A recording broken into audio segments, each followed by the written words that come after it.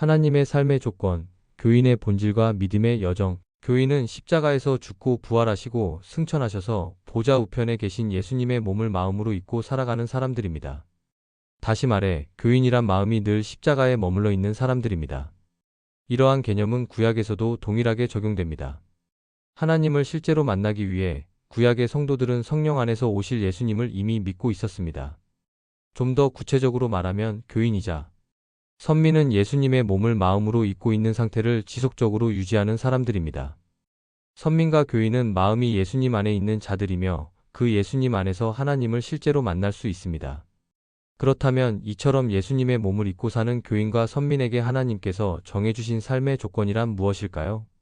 예수님을 믿으면 삶의 조건이 바뀝니다. 다시 말해, 영적 실제가 임하면서 삶의 본질적인 조건이 변화합니다. 그것은 곧 삼위일체 하나님과의 관계 속에서 살아가는 삶이며 이로 인해 천국이 현실로 다가옵니다. 천국은 단순히 죽은 후 가는 곳이 아니라 지금 내 마음이 머물러야 하는 현실입니다. 이것이 우리에게 주어진 새로운 삶의 조건입니다. 구약에서도 동일한 개념이 다양한 방식으로 설명됩니다. 할례, 계명과 율법, 성막과 성전, 번제단과 제사 등은 모두 같은 진리를 나타냅니다. 하나님께서는 이러한 언어들을 통해 자신의 이름을 기억하게 하셨습니다. 그리고 하나님의 이름을 기억할 때 교인과 선민에게 주어지는 삶의 세 가지 조건이 있습니다. 첫 번째, 하나님의 유일한 존재. 우리에게 주어진 삶의 조건을 이해하는 첫 번째 자세는 하나님이 살아계심을 깊이 인식하는 것입니다. 어떤 어려운 상황에서도 우리의 첫 번째 인식의 대상은 문제 자체가 아니라 하나님이 되어야 합니다. 돈의 문제나 인간관계의 어려움이 먼저 떠오르기보다는 하나님이 가장 강한 존재감으로 자리해야 합니다. 이처럼 하나님이 우리 삶에서 가장 분명한 존재로 자리 잡을 때 우리는 교인의 정체성을 올바로 유지할 수 있습니다. 두 번째, 하나님의 유일한 조음. 하나님은 우리가 유일하게 바라고 소망하고 열망해야 할 대상이십니다. 인간은 본래 부모를 선택할 수 없고 몸을 마음대로 조절할 수 없듯이 하나님의 선하심을 가장 사랑해야 하는 존재로 창조되었습니다. 하나님을 믿는 사람들은 무엇보다 하나님을 가장 사랑해야 합니다. 우리는 음식, 옷, 취미 생활을 즐길 수 있지만 궁극적으로 우리의 사랑과 열망은 하나님께 집중되어야 합니다. 다른 것들을 향한 욕망이 생길 때마다 우리는 내가 하나님을 사랑하는 존재로 부름받았음을 기억해야 합니다. 이것이 믿음 안에서 살아가는 두 번째 조건입니다. 세 번째, 하나님의 주권에 대한 절대적 인정. 우리가 살아가는 현실은 언제나 하나님의 주권으로 가득 차 있습니다. 바람이 보이지 않지만 움직이는 것처럼 하나님의 섭리는 우리 삶의 모든 영역에서 역사하고 있습니다. 따라서 우리가 인생을 계획하고 결정하는 주체가 되어서는 안 됩니다. 우리의 삶은 하나님께 온전히 맡겨져야 하며 우리가 하나님의 뜻을 따라 살아가는 것이 믿음의 길입니다. 하나님을 따르는 삶을 포기하지 않는 한 우리는 하나님의 주권 아래서 살아야 합니다. 이러한 삶의 조건들을 받아들이고 따르는 것은 때때로 어렵게 느껴질 수 있습니다.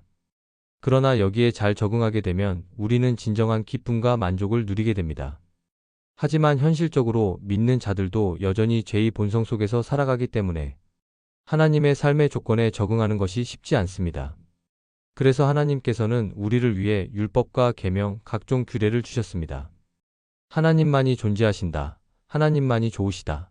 하나님만이 삶의 주체이시다는 이 세 가지 조건에 맞추어 살아간다면 삶은 자연스럽게 흘러가고 마음은 기쁨으로 가득 차게 됩니다. 우리는 기계적인 존재가 아니라 하나님과의 인격적인 관계 속에서 살아가는 존재입니다. 따라서 우리의 삶이 하나님께 맞추어질 수 있도록 지속적으로 점검하며 방향을 조정해야 합니다. 이것이 율법과 계명의 본질적인 목적입니다. 나는 하나님의 말씀을 듣고 살아가는 종과 같은 존재입니다. 하나님의 존재를 깊이 느끼고 그분의 좋으심을 열망하며 그분의 주권을 인정하는 삶을 살면 우리는 자연스럽게 하나님과 연결됩니다. 하나님과의 실시간 연결이 유지된다면 문자로 기록된 율법과 계명이 필요하지 않을 수도 있습니다. 하나님께서 우리에게 직접 말씀하시고 그 뜻을 따라 살아가면 되기 때문입니다. 그러나 문제는 우리가 하나님과의 연결을 유지하지 못하고 자주 끊긴다는 것입니다. 그리고 연결이 끊어진 상태에서도 그것을 깨닫지 못하는 경우가 많습니다. 그래서 하나님께서는 우리에게 율법과 계명을 주셨습니다.